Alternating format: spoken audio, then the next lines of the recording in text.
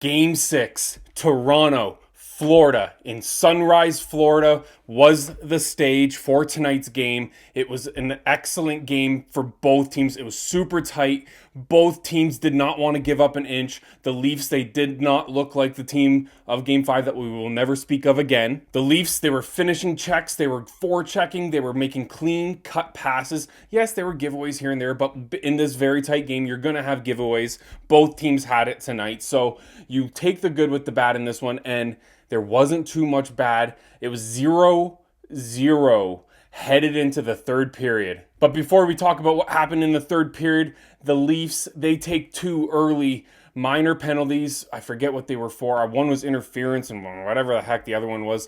Just two penalties that you don't want to take on the road right away in a playoff game that you have to win. The Leafs, they kill off both those penalties and they leave the first period with a significant shot advantage in this game. They were winning like 11-5 or something along those lines, and it was extremely impressive that they were able to do that on the road. The Leafs, they've been a very good road team this entire season. Yes, it doesn't seem like that on the score sheet because they lost both the first two games in Florida in game 3 and 4, but the first one, it was in overtime. Marchand scored in overtime, and then the other one was 2-0, but they have been, as a whole, in a very, very, very good road team all season long. In the second period, the Florida Panthers, they were probably the best team in that period as a whole. They were making very good chances. It was extremely nervous sometimes. Joseph Woll standing up huge in this game for the Leafs, getting a huge couple saves, just making, and it wasn't even like he looked scrambled. He was very composed, very confident in net, a brick wall all night long. At the end of the first period, though, it looks like Matthew Knies is a little hurt, a little banged up after hitting a Florida Panther player in the offensive zone. He sits on the bench. You can kind of read his lips. A lot of people were saying his lips were saying, "I can't move it at all," which is frightening beyond words. So he misses a couple shifts. Bobby McMann slides in on that Matthews line with Marner, and it didn't go too bad. Knies was definitely noticeable that he wasn't playing because there wasn't a ton of massive hits being laid. But we go into the second intermission. It looks like, yikes, this isn't very good for the Leafs at all if he can't come back. He comes back. He does a couple shifts. You can tell he is very, not limping, but he's not laying hits at all. He's hardly skating fast, and he's kind of being a passenger in those shifts. And in my head, I love Matthew Knies till the day I die, but in a playoff game, in an elimination playoff game, if you are being a passenger at any point, sit the guy. There are other guys that can play those roles, maybe not as good as Knies, but probably more effective. Jumping back into the third period, around the 6-minute mark, the puck is in the neutral zone. Mitch Marner lays it off to Austin Matthews. Matthews, he is facing off against Gustav Forsling. Matthews does his patented toe drag, and he changes it up a little bit. He changes that angle at the last second, and he pulls it and rips it right along the ice. Kind of reminded me of the goal against the Ottawa Senators where he just ripped it along the ice where there was a puck-sized hole between Allmark's pad. But this one, it went right underneath, right through the wickets of Bobrovsky, and it looked like Bobrovsky, he made that comfortable little tight save. Looked like it went right into his chest.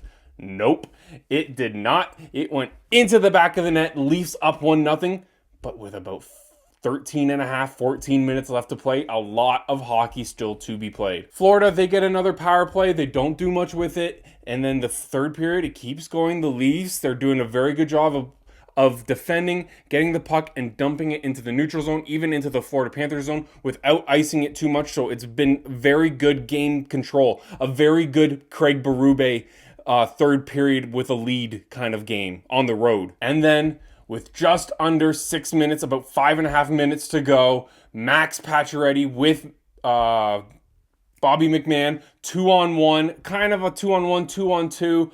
McMann, he's on the left-hand side along the boards, flips it behind the Florida defenseman. Pacioretty puts a stick on it. It gets tipped. It goes under the arm of Bobrovsky into the back of the net, 2-0 Leafs. Pacioretty loves it. He's going nuts. He starts screaming. His teammates flood him. And the Leafs, as I was watching that, I was like this most of the game. And then as that Pacioretty goal went in, I went, oh, and I was able to sit up. I was able to relax a bit more. And at that point, I kind of had a feeling like the Panthers weren't going to be able to come back. But the Panthers, they did pull the goalie with around 3 minutes left to play. Bobrovsky, he goes to the bench, extra attacker for the Florida Panthers. They do a pretty good job of hemming it into the Leafs zone. But the Leafs, they get a couple lucky breaks. The Panthers, they misplay a couple passes. It gets out of the zone. You're allowed to change, and you get fresh bodies on to defend the play. The Leafs, they also do a good job of getting the puck, flipping it into the neutral zone, and wasting those precious seconds. The clock tick, tick, tick, 0. Game over. Matthew Tkachuk tries to bump into Joseph Woll. The Leafs have nothing to do with it. They let him get out of the way. And the Leafs win 2-0. Brick Wall, Joseph Woll, gets a shutout in Game 6. One of the biggest games of his career, and he stands up extremely tall.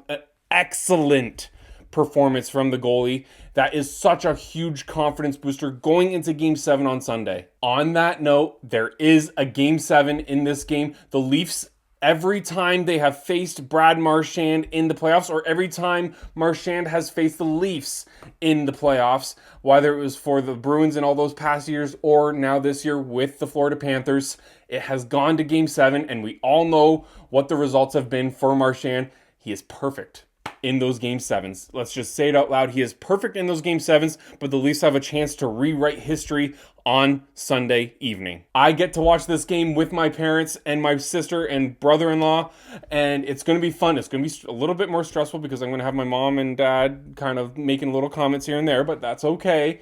It's going to be stressful no matter who's in the room with me. It's going to be stressful no matter what because it's Game 7. You have a chance to go to the Eastern Conference Finals to face the Carolina Hurricanes. Just have fun. You made it to Game 6. You made it to Game 7, and you've earned your right after this Game 6. You earned your right to play in Game 7. The Florida Panthers are amazing on the road. They are the defending Stanley Cup champions. You have the chance to knock them out in the second round this year. Go do it. You deserve it. You didn't deserve it after Game 5. People were writing your death certificates and handing it in. But I had that small inkling that they were going to bounce back, and they did. Game 7, it's that haunted number for the Leafs. My beard is patchy, just like Patches. He scores that game-winning goal.